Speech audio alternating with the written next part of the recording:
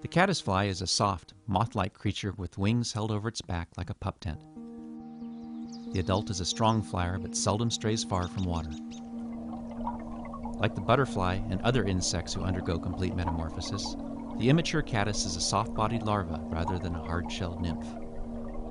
The most primitive caddis larvae roam the riverbed hunting for food and are very exposed to predators such as trout.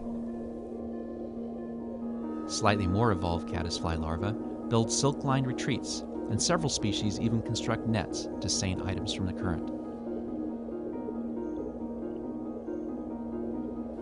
As drifting chunks of gravel and other garbage frequently wreck the nets, the caddis finds itself with a never-ending task of repair.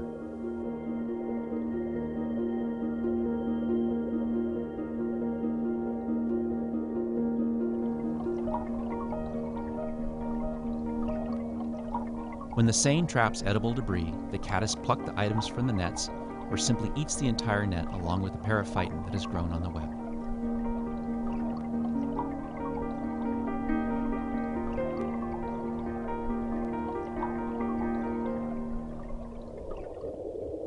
Caddisfly larvae are not above stealing and are frequently found plundering neighboring nets. The more advanced caddis species construct sheltering cases from sand, gravel, and other materials.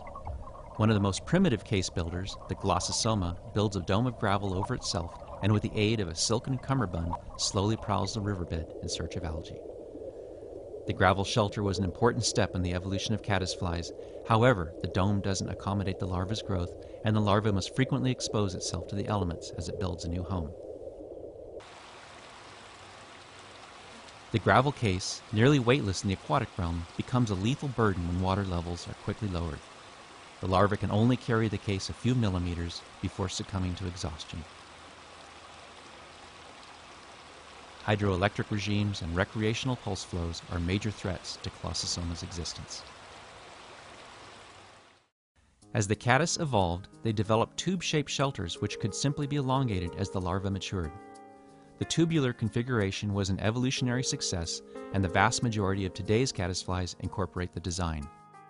Caddis and swift currents use large bits of gravel to hold themselves to the riverbed, and some species affix extra-large chunks at either side of the case opening to act as a ballast.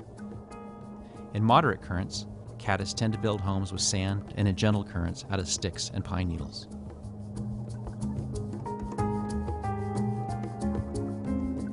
In calm spring creeks and lakes where ballast is of no concern, caddis cases will be constructed of lightweight leaves and grass.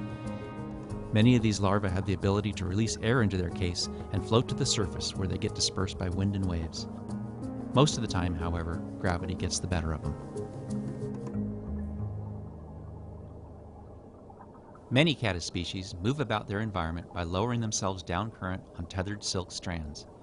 They dangle in the richest flow from where they capture food items or simply rappel from point to point as they investigate the neighborhood.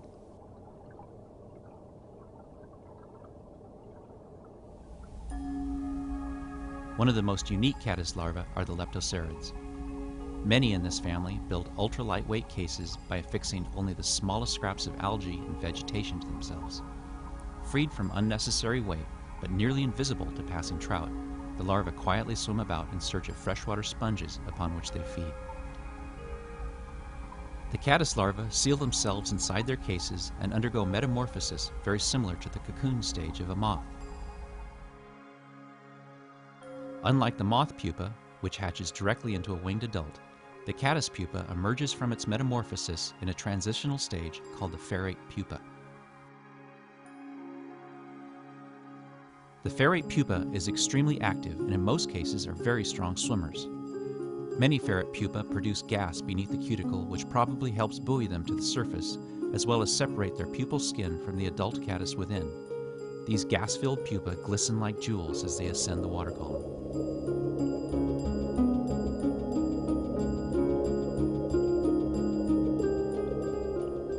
Most caddis depend solely on their powerful swimming ability to reach the surface. They break through the water's film, the cuticle splits, and the adult caddis emerges.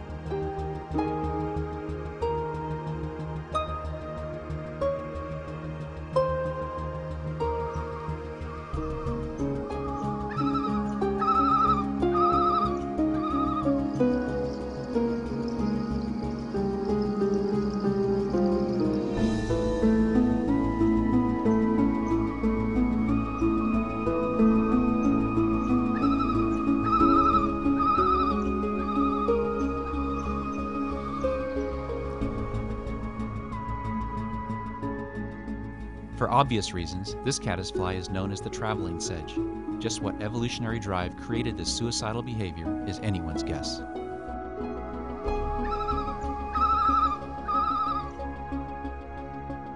Some caddisflies forego the perils and uncertainty of open water emergence and instead crawl onto land. This pupa has just emerged from its case and is hyperventilating by pumping oxygen through its gills prior to leaving the water. The famous October caddis is one of the best-known terrestrial emergers.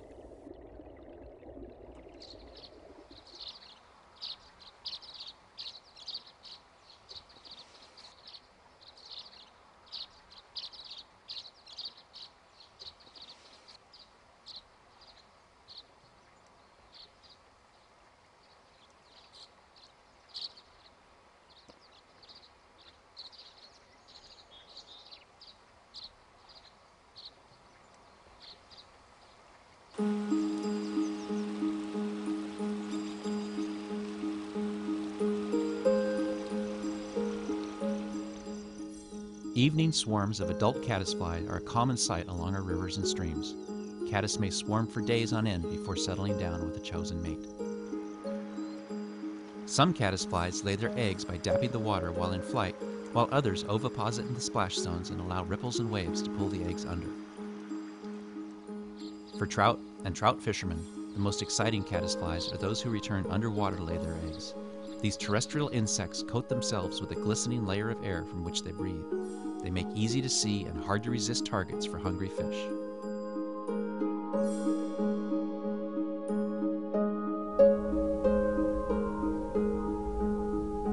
Once ovipositing is completed, the adult caddis returns to the surface to die.